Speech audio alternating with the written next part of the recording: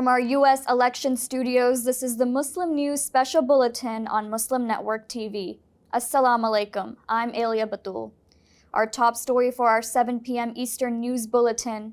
Authorities arrested a man today in Michigan after he reportedly threatened to carry out a violent attack if former Republican presidential candidate Donald Trump wins the presidential election. CNN reports that Isaac Sissel sent the threat to the FBI National Threats Operations Center in West Virginia. He wrote, "I shall carry out an attack against conservative Christian filth in the event Trump wins the election." He also said he had stolen an AR-15 for the attack on a target he did not name. Sissel had been scheduled to appear in federal court later Tuesday. The threat comes in the wake of a tight election race between Trump and Democratic presidential candidate Kamala Harris.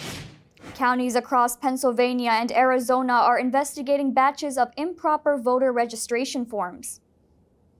An Arizona-based firm submitted the forms in recent weeks. There is no evidence that they led to any fraudulent ballots being cast.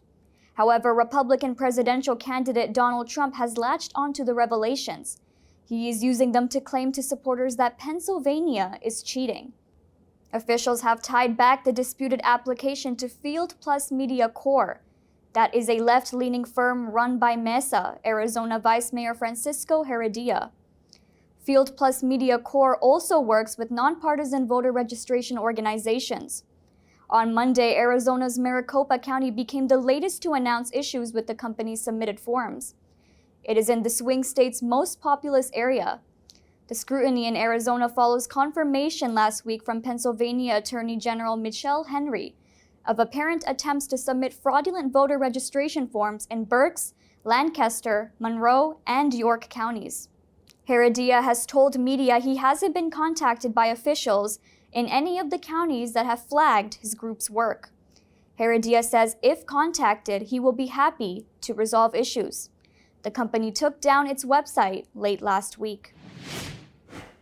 A judge ruled today that Rudy Giuliani must turn over luxury items and shares of his New York City co-op apartment. This is to help cover what the former New York City mayor owes two Georgia poll workers he defamed after the 2020 presidential election. The judge ordered Giuliani to appear in court later in the week to explain why he allegedly secreted away his property and failed to transfer anything into the custody of former election workers Ruby Freeman and Shay Moss, as he was ordered to do last month to fulfill a $148 million judgment. Last year, a judge found that Giuliani had defamed the mother and daughter. This was by falsely accusing them of committing election fraud while they were counting ballots in Georgia's Fulton County on Election Day in 2020. Giuliani is scheduled to appear in court this Thursday afternoon. Republican presidential candidate Donald Trump has cast his ballot in Florida on Election Day. Trump is hoping to return to the White House despite his 34 felony convictions in New York. Although Florida has some of the strictest laws in the U.S. against people convicted of felonies voting, Trump's hush money conviction did not disqualify him from the voting booth.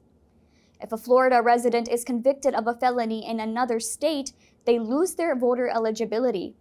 That is, if the conviction would make them ineligible to vote in the state of conviction. In Trump's case, a state law in New York passed in 2021 only restricts people imprisoned on their felony conviction from casting ballots. Their right to vote is restored upon release from incarceration, even if they are still on parole. Trump has yet to be sentenced in New York. No other American president has ever been convicted of a felony at any point in their lifetime.